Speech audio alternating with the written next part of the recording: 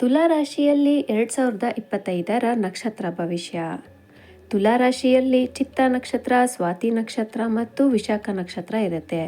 ಈ ನಕ್ಷತ್ರದ ಜನರಿಗೆ 2025ರಲ್ಲಿ ಗ್ರಹಗಳ ಚಲನೆಗಳು ಹೇಗೆ ಪ್ರಭಾವ ಬೀರುತ್ತೆ ಎಂಬುದನ್ನು ನೋಡೋಣ ಬನ್ನಿ. ಮೊದಲನೆಯದಾಗಿ ಚಿತ್ತ ನಕ್ಷತ್ರ. ಚಿತ್ತ ನಕ್ಷತ್ರದವ್ರ ಮೇಲೆ ಗ್ರಹಗಳ ಪ್ರಭಾವ ಹೇಗಪ್ಪ ಇರುತ್ತೆ ಅಂದರೆ, ಈ ವರ್ಷ ಗುರು ಸಂಪತ್ತಿನ ಹೆಚ್ಚಳಕ್ಕೆ ಸಹಾಯವನ್ನು ಮಾಡ್ತಾ ಹೋಗ್ತಾನೆ. ಅದಕ್ಕೆ ಮತ್ತು ಸಂಬಂಧಗಳಲ್ಲಿ ಸಂತೋಷನ ಹೆಚ್ಚು ಮಾಡ್ತಾ ಹೋಗ್ತಾರೆ.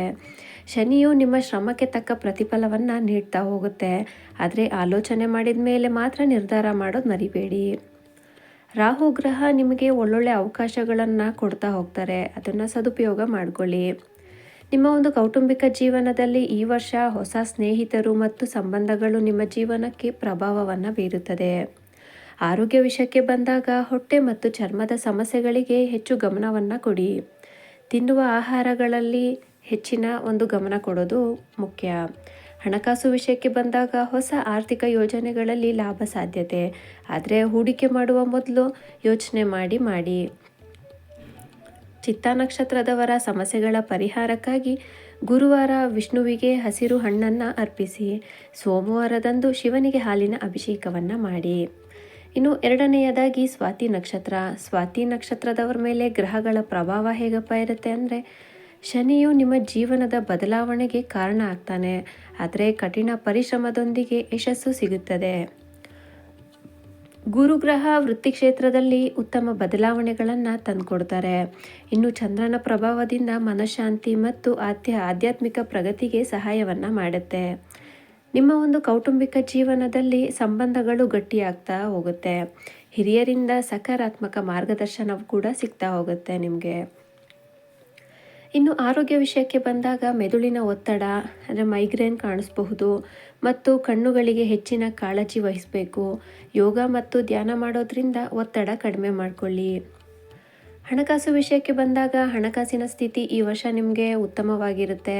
ಆದರೆ ಅವಶ್ಯಕತೆಗಿಂತ ಹೆಚ್ಚು ಖರ್ಚು ಮಾಡೋದನ್ನು ಆದಷ್ಟು ತಪ್ಪಿಸಿ.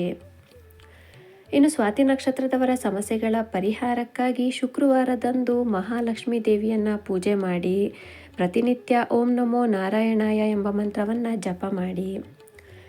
ಇನ್ನು ಕೊನೆಯದಾಗಿ ವಿಶಾಖ ನಕ್ಷತ್ರ. ವಿಶಾಖ ನಕ್ಷತ್ರದವ್ರ ಮೇಲೆ ಗ್ರಹಗಳ ಪ್ರಭಾವ ಹೇಗಪ್ಪ ಇರುತ್ತೆ ಅಂದರೆ, ಗುರುಗ್ರಹ ನಿಮ್ಮ ಒಂದು ಜೀವನದಲ್ಲಿ ಹೊಸ ಕೆಲಸಕ್ಕೆ ಅವಕಾಶವನ್ನು ತಂದುಕೊಡುತ್ತೆ ಮತ್ತು ಆರ್ಥಿಕವಾಗಿ ಕೂಡ ನಿಮಗೆ ಬಲವನ್ನು ನೀಡ್ತಾ ಹೋಗುತ್ತೆ. ಶನಿಗ್ರಹ ನಿಮ್ಮ ಶ್ರಮ ಮತ್ತು ತಾಳ್ಮೆಗೆ ಒಳಿತಾದ ಫಲಗಳನ್ನೇ ನೀಡ್ತಾ ಹೋಗ್ತಾರೆ. ಇನ್ನು ಮಂಗಳನ ಪ್ರಭಾವದಿಂದ ಧೈರ್ಯ ಮತ್ತು ಉತ್ಸಾಹ ಹೆಚ್ಚಾಗ್ತಾ ಹೋಗುತ್ತೆ. ಆದರೆ ಅತಿಯಾದ ಆವೇಶದಿಂದ ಸ್ವಲ್ಪ ದೂರ ಇದ್ದರೆ ಒಳ್ಳೆಯದು. ನಿಮ್ಮ ಒಂದು ಕೌಟುಂಬಿಕ ಜೀವನದಲ್ಲಿ ಕುಟುಂಬದೊಂದಿಗೆ ಸೌಹಾರ್ದವನ್ನು ಹೆಚ್ಚಿಸಲು ಹೆಚ್ಚು ಸಮಯವನ್ನು ಕೊಡಿ. ಕೆಲವೊಂದು ಅತಿಥಿಗಳ ಭೇಟಿ ನಿಮಗೆ ಸಂತೋಷವನ್ನು ತಂದುಕೊಡುತ್ತೆ. ಇನ್ನು ಆರೋಗ್ಯ ವಿಷಯಕ್ಕೆ ಬಂದಾಗ ದೀರ್ಘಕಾಲದ ಆರೋಗ್ಯ ಸಮಸ್ಯೆಗಳಿಗೆ ಈ ವರ್ಷ ಪರಿಹಾರ ಸಿಗೋ ಸಾಧ್ಯತೆ ಹೆಚ್ಚಾಗಿದೆ. ಇನ್ನು ಪ್ರತಿನಿತ್ಯದ ವ್ಯಾಯಾಮವನ್ನು ಪ್ರಾಮಾಣಿಕವಾಗಿ ಮಾಡ್ತಾ ಹೋಗಿ. ಹಣಕಾಸಿನ ವಿಷಯಕ್ಕೆ ಬಂದಾಗ ಆರ್ಥಿಕ ಸ್ಥಿತಿಯಲ್ಲಿ ಸ್ವಲ್ಪ ಸುಧಾರಣೆ ಕಾಣಿಸುತ್ತೆ. ಹೊಸ ವ್ಯಾಪಾರ ಮಾಡೋರಿಗೆ, ಹೂಡಿಕೆ ಮಾಡೋರಿಗೆ ಇದು ಒಳ್ಳೆ ಟೈಮ್ ಅಂತಲೇ ಹೇಳ್ಬೋದು. ಇನ್ನು ನಿಮ್ಮ ವಿಶಾಖ ನಕ್ಷತ್ರದವರ ಸಮಸ್ಯೆಗಳ ಪರಿಹಾರಕ್ಕಾಗಿ ಶನಿವಾರದಂದು ಹನುಮಂತನನ್ನು ಪೂಜೆಯನ್ನು ಮಾಡಿ. ಮಂಗಳವಾರದಂದು ಹಣ್ಣು ಮತ್ತು ಆಹಾರವನ್ನು ದಾನ ಮಾಡಿ. ಧನ್ಯವಾದಗಳು.